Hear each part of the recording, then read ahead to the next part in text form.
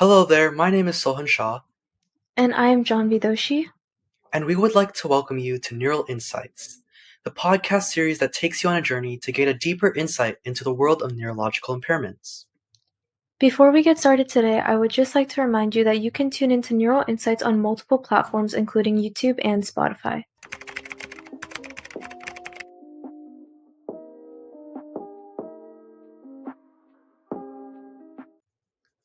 In this episode of Neural Insights, we're diving into a topic that might not be as widely known, but is just as impactful. Today, we're shining a light on Huntington's disease. This genetic disorder affects thousands of people globally, bringing significant challenges to those diagnosed and their loved ones. Join us as we explore the complexities of Huntington's from its symptoms and diagnosis to current research and caregiving strategies. So, Jhanvi, before we dive into what Huntington's disease is, let's take a step back and look at its history.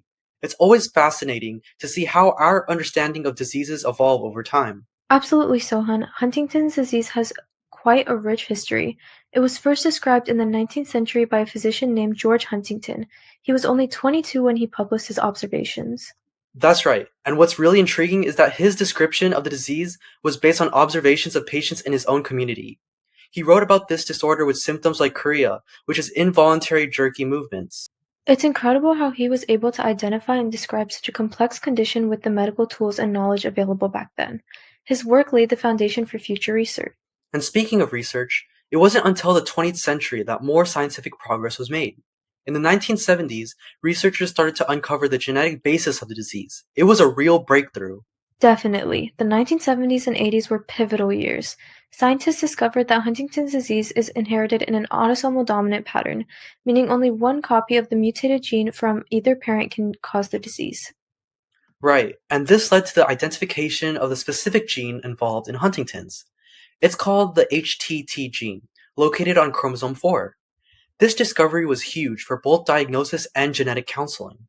The genetic link meant that family histories could be more accurately traced, and it also meant that people could potentially find out if they were at risk even before symptoms appeared.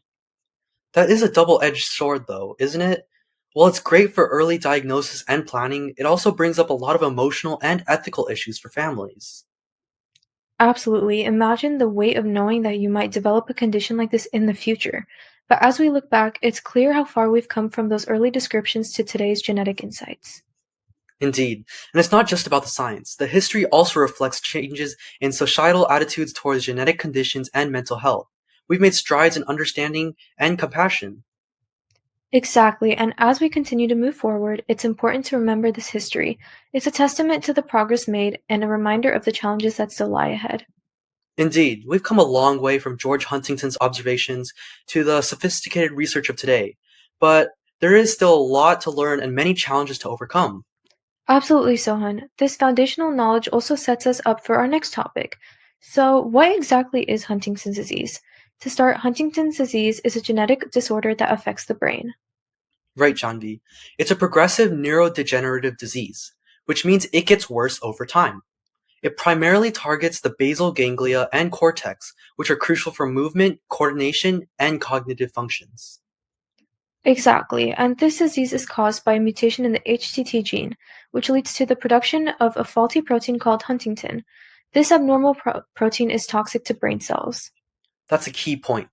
The accumulation of this toxic protein leads to the gradual breakdown of neurons, particularly those involved in controlling movement and cognitive processes. And the interesting thing is that the mutation in the HTT gene involves a repetition of a specific DNA sequence called CAG. The more repeats there are, the earlier and more severe the onset of the disease tends to be.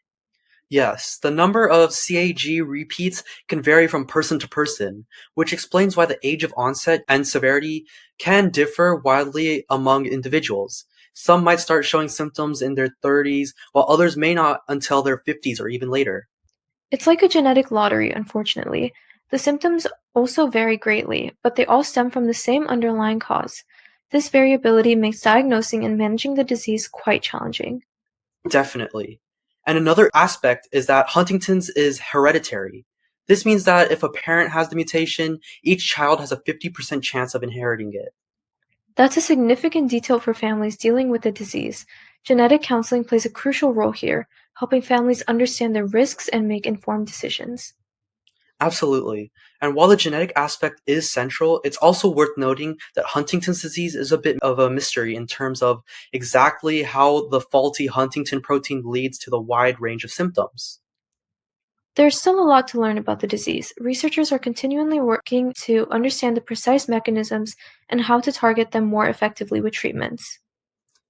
And that's why understanding what Huntington's disease is and how it affects the brain is so crucial.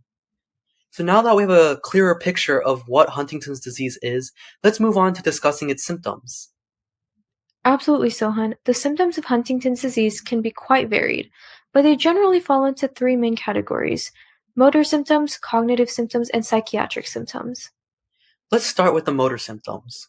One of the hallmark signs of Huntington's is chorea, which are these involuntary jerk movements. People might experience sudden, irregular movements of their limbs or face. Right, and these movements can be pretty disruptive, but motor symptoms don't stop there. People with Huntington's might also experience dystonia, which involves sustained muscle contractions and abnormal postures. And as the disease progresses, motor symptoms can lead to difficulty with coordination and balance. This makes daily activities like walking or even sitting increasingly challenging. Absolutely. Then there are cognitive symptoms, which involve changes in thinking and memory. People with Huntington's may struggle with planning, organizing, and making decisions. Yes, cognitive decline can affect a person's ability to perform tasks that were once easy for them. They might also experience difficulties with concentration and processing information. And let's not forget the psychiatric symptoms. These can include mood swings, irritability, depression, and even anxiety.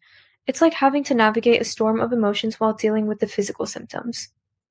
Yeah, it's tough because these symptoms can be really distressing, not just for the person with the disease, but also for their family and loved ones. The emotional and psychological toll can be significant. Definitely. The combination of these symptoms make Huntington's disease particularly challenging. It's not just about managing physical movements, but also about dealing with cognitive and emotional changes. And because the symptoms can vary so much, it's essential for a comprehensive approach to treatment and support. Each individual might experience a unique mix of these symptoms. That's why personalized care plans are so important. They need to address the specific symptoms and challenges that each person faces. Well said, Jhanvi. And with that, we have come to the end of this episode of Neural Insights. We hope this episode has provided you with a deeper understanding of Huntington's disease. Stay tuned for more episodes where we continue to explore this intriguing disease. Until next time, take care!